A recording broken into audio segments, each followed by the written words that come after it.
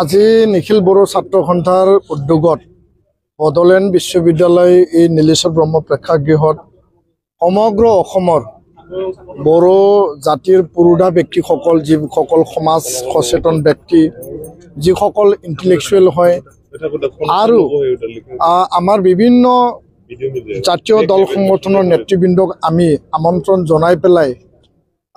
ইয়াত এটা intellectual meat মানে সচেতন ব্যক্তিৰ এটা মানে সভা ইয়াতে আয়োজন কৰা হৈছে। প্ৰায় 1200ৰো অধিক ধেমাজি, লখিমপুৰ, গোৱালপাৰা,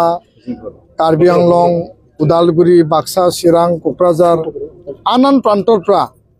ইয়াত উপস্থিত হৈছে। ইয়াৰ মূল উদ্দেশ্যটো হ'ল যে অসমৰ যি চৰকাৰৰ যি গ্ৰুপ অফ মিনিষ্টাৰ তিনিজনীয়া এই মন্ত্ৰী গোটে 6 জনগোষ্ঠী জনজাতিকৰণ বিষয়টো লৈ পেলাই যি বিধানসভাত যি ৰিকমেণ্ডেশ্যন দাখিল কৰিছিল আৰু ইয়াৰ পিছত এই ৰিপৰ্টটো আধাৰ কৰি পেলাই coordination committee of tribal organisation of Assam, যিহেতু আমি নিখিল বড়ো ছাত্ৰ সন্থা ইয়াৰ সহযোগী এটা সংগঠন, আমি এই প্ৰতিবেদনখন আমি ৰিজেক্ট কৰিছিলোঁ, আমি গ্ৰহণ কৰা নাছিলোঁ আৰু কোনো কাৰণত আমি মানি নলয় এই কথাটো স্পষ্ট কৈ পেলাই আমি প্ৰতিবাদী ধৰ্ণা বা এই প্ৰতিবেদন দাহ কৰা কাৰ্যসূচী পৰ্যন্ত আমি লৈছিলোঁ। তাৰ পৰিপ্ৰেক্ষিতত অসমৰ মাননীয় মুখ্যমন্ত্ৰী ডক্টৰ হিমন্ত বিশ্ব শৰ্মা ডাঙৰীয়াই প্ৰকাশ কৰিলে যে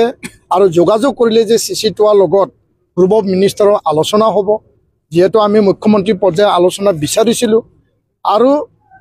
গ্ৰুপ অফ মিনিষ্টাৰৰ লগত অধ্যক্ষ ডক্টৰ অনুজ পেগু ডাঙৰীয়াৰ লগত আমাৰ যোৱা 4 ডিচেম্বৰত আলোচনা হৈ যায় আৰু আমি কি কাৰণত কি অবজেকশ্যন আছে এই অবজেকশ্যনৰ কাৰণ দৰ্শাই পেলাই আমি কিছুমান ইণ্টাৰিম আমি ছাজেশ্যন আমি তাত প্ৰদান কৰিছিলোঁ, তেখেতক আমি দিছিলোঁ, ছাবমিট কৰিছিলোঁ আৰু প্ৰায় 2 ঘণ্টীয়া আলোচনাত বিভিন্ন দিশ যিটো 6 জনগোষ্ঠী জনজাতিকৰণ বিষয়টো আহাৰ লগে লগে ইয়াত ক্লাছিফিকেশ্যন কৰাৰ লগে লগে কোৱাণ্টাম অফ ৰিজাৰ্ভেশ্যনৰ কথা, ইয়াতে বৰ্তমানৰ জনজাতিসকলৰ ৰাইটছ এণ্ড প্ৰিভিলেজৰ কথা,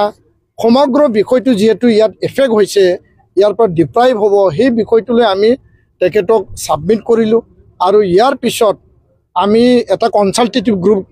তৈয়াৰ কৰি পেলাই লিগেল এক্সপাৰ্ট, কনষ্টিটিউচনেল এক্সপাৰ্ট, প্ৰাক্তন আমাৰ মানে যিখিনি বিউৰ'ক্ৰেটছ, লেজিছলেটৰ সকলোকে সামৰি 1 মাহৰ ভিতৰত আমি মুখ্যমন্ত্ৰীক এটা পূৰ্ণাংগ পৰ্যায়ত এটা ছাজেশ্যন আমি তাত দিম আৰু এই ছাজেশ্যনটো লৈ পেলাই আমি তেখেতৰ লগত আলোচনা কৰিম আৰু কেন্দ্ৰীয় গৃহমন্ত্ৰীৰ উপস্থিত এটা আলোচনা আমি দাবী কৰিছোঁ। সেই গোটেই বিষয়টো লৈ পেলাই আজি সমগ্ৰ অসমৰ বড়ো বুদ্ধিজীৱীসকলক, জাতীয় দল সংগঠনসকলক আমন্ত্ৰণ জনাই আমি আজিৰ এই সভাত আমি আলোচনা কৰিছোঁ যে ইতিহাসৰ পৰা আজিলৈকে কি হ'ল আৰু কি হ'বলৈ গৈ আছে, আমাৰ ভৱিষ্যত সুৰক্ষিত কৰি ৰাখিবৰ কাৰণে যে 45 লাখৰ ওপৰত 2 কোটিৰ যি এটা ব্যৱস্থা, যি এটা প্ৰক্ৰিয়া, ইয়াত বৰ্তমানৰ জনজাতিসকলৰ ৰাজনৈতিক, সাংবিধানিক, আমাৰ ভূমি, আমাৰ আইডেণ্টিটি, আমাৰ কলা সংস্কৃতি, ভাষা আৰু সমান্তৰালভাৱে আমাৰ শিক্ষা অনুষ্ঠানৰ এডমিশ্যন, নামভৰ্তি আৰু সমান্তৰালভাৱে আমাৰ যিখিনি চাকৰি বাকৰি নিয়োগ নিযুক্তিৰ কথা, কাৰণ কেন্দ্ৰত এটাই এছ টি থাকিব আৰু এইটো এটা এছ টি কেটেগৰীৰ চব সোমাই যাব, এটা থালিতে চব সোমাই যাব।